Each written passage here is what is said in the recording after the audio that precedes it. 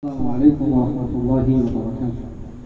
الحمد لله رب العالمين والصلاة والسلام على سيد الأنبياء والمرسلين وعلى آله وأصحابه أجمعين. أما بعد فأعوذ بالله من الشيطان الرجيم. بسم الله الرحمن الرحيم. قل إن كنتم تحبون الله فاتبعوني يحببكم الله ويغفر لكم ذنوبكم والله غفور رحيم. وقال تعالى: والذين آمنوا أشد حبا لله. سبحان ربك رب العزة عما يصفون وسلام على المرسلين والحمد لله رب العالمين. اللهم صل على سيدنا محمد وعلى آل سيدنا محمد وبارك وسلم. الحمد لله.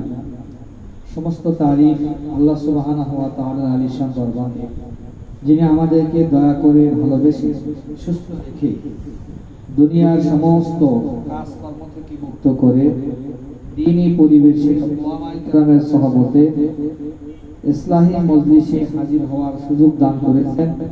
এজন্য আমরা দিল থেকে শুকরিয়া আদায় করি, সকলে বলি আলহামদুলিল্লাহ।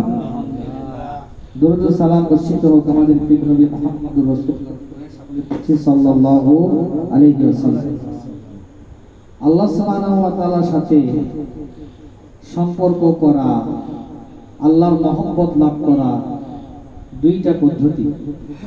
একটি হলো বেশি বেশি শুকরিয়া করা, বেশি বেশি করা শুকরিয়া করা।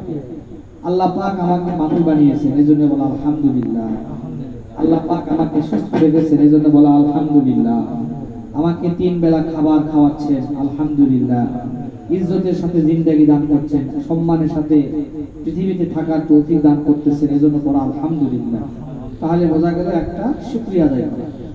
দ্বিতীয় নম্বর হলো সর্বদা সব সময় আল্লাহ পাকের কাছে চাইতে থাকা। অর্থের প্রয়োজন, আল্লাহর কাছে চাওয়া। সুস্থতা আল্লাহর কাছে চাওয়া। এখন আমার একটা গাড়ি দরকার, বাজারে যাওয়ার জন্য রাস্তায় দাঁড়িয়ে আছি, মনে মনে আল্লাহর কাছে চাওয়া। সব সময় চাইতে থাকা, সব সময় চাইতে থাকা। মানুষের কাছে চাইলে মানুষ রাগ করে, আল্লাহ বলেন যে আমার কাছে না চাইলে আমি আল্লাহ রাগ করি। সুবহানাল্লাহ। আল্লাহর যদি কেউ পরিচয় পেয়ে যায়, কেউ যদি আল্লাহর সম্পর্কে জানে, আল্লাহর সিফাত তার অন্তরে গেঁথে যায়, আল্লাহকে না ভালোবেসে পারবে না। আল্লাহ এত দয়ালু, এত কারীম, এত রহিম। এজন্য ওই আল্লাহকে আমরা ভালোবাসতে চাই না, চাই না বলেন? যদি আল্লাহকে ভালোবাসি, এজন্য তাহলে 1 নম্বর হলো আল্লাহর শুকরিয়া করা। 1 নম্বর কি? আল্লাহর শুকরিয়া করা। দ্বিতীয় নম্বর